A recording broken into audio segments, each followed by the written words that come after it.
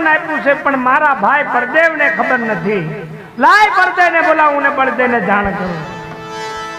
રાજા અજમલને વચન આપ્યું તમારા ઘરે તમારો બાળ તમારો દીકરો બનીનો અવતાર ધારણ કરીશ. તેથી ભગવાનને એમ થયું કે લાય મારા મોટા ભાઈને આ વાતની જાણ તો કરું, કારણ આ વાતની જાણ નહીં કરું ને તો મારા ભાઈને બહુ ક્રોધ ચડશે. અને બળદેવ જેવો ક્રોધી આ દુનિયામાં કોઈ જન્મો નથી, અને બળદેવ જેવો ક્રોધી આ દુનિયાની માલપા જન્મ છે પણ નહીં. અને તેથી પોતાના ભાઈને બોલાવી અને ઈ ઠાકરે તેથી એને વાત કરી છે, પણ એને કેવી રીતે વાત કરી છે? કેવી રીતે વાત કરી છે?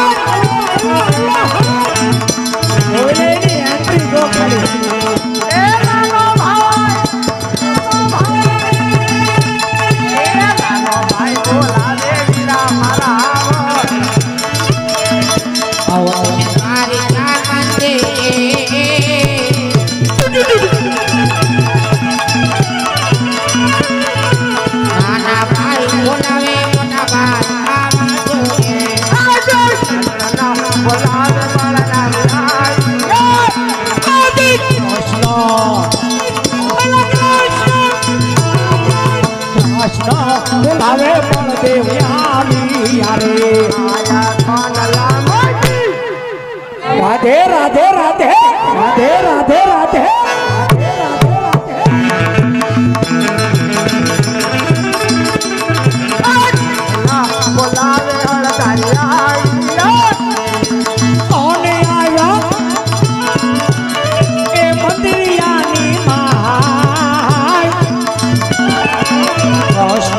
બોલાવે બળદેવ આવી યારે રમણ માથે એવા કોણ સર્જાયો હશે? બળદેવના હોવા છતાં કાનુડાને લલાટ પાટા બાંધવા પડે છે. બોલાવ મારા વાત રક્ષને પૂછી જો કે લલાટ પાટા શેના